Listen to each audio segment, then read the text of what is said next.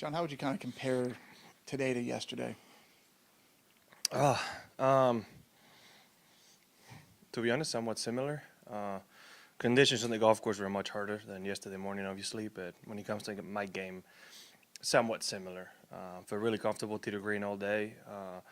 Hit a lot of good putts. They just didn't go in, but Adam and I always like to think that things usually even out, and hit a, kind of guessed the wind very, very well on 16 and made 3 really good putts on 15, 17, and 18 to kind of post a really good score. So at the end of the day, it evens out. When you went to the third tee today, what was kind of your mindset after those 2 opening bogeys? Yeah, well, the 2 different bogeys. That first tee shot wasn't terrible, and I ended up in a lie where hard to predict, right? It can come out good, it can come out like it did, and then, well, from then on, it wasn't easy. 3-2 was just a terrible tee shot that I put myself in a really bad spot, right? I actually thought I made the putt, but from then on, you got to assume not very few players in the afternoon were going to play a bogey free. So you kind of have to go to work and take advantage of the holes coming up, right?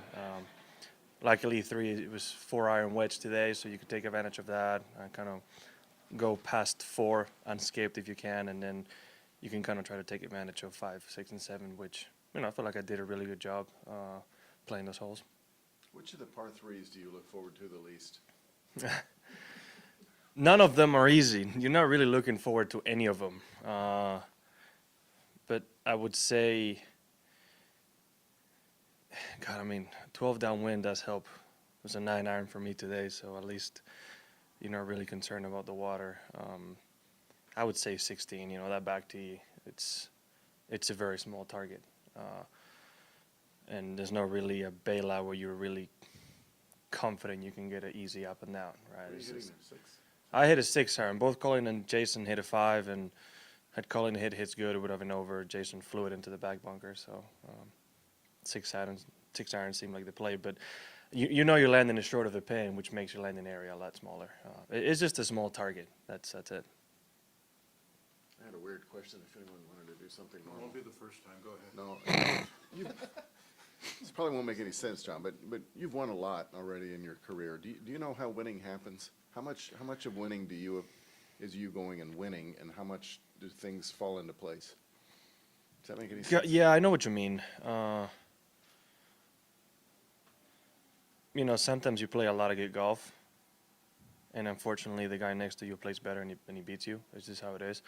And sometimes maybe not with your best game, you can get the few lucky breaks, and sometimes you need to win and put yourself in position and just get it done. I think it's a bit of both. You have to go and get it. Nobody's going to really give it to you, but if you play good golf, sometimes it can happen that at the end, the few guys you're competing against make a mistake, but that's just part of the game. You just have to go and do what you have to do. What's more important in the closing stretch, making putts or not screwing up? Excuse me, not making mistakes. Making putts is always going to be good, obviously. Again, it's a bit of both.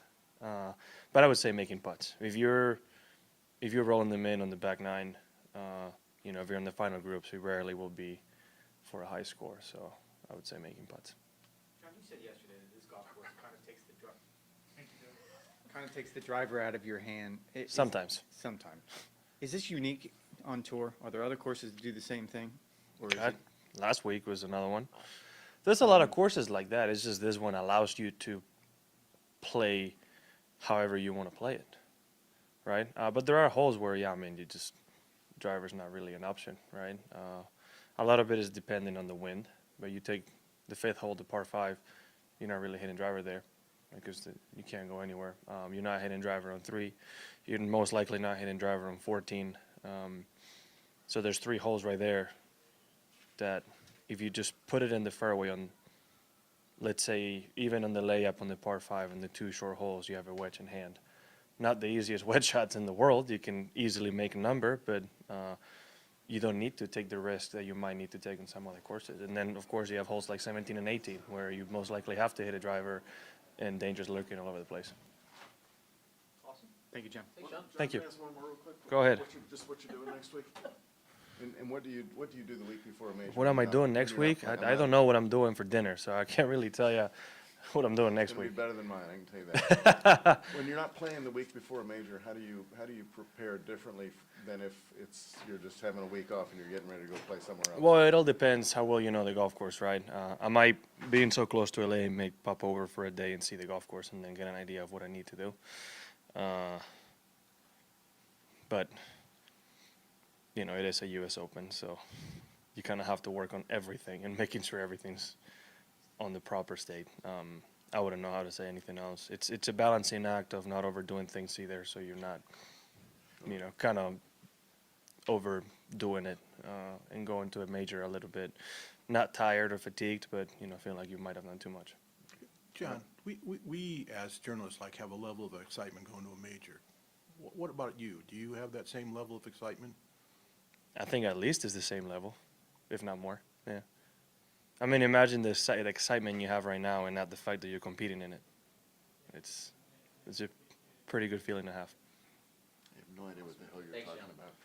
Well, instead of riding, you're actually playing for the win. So I mean,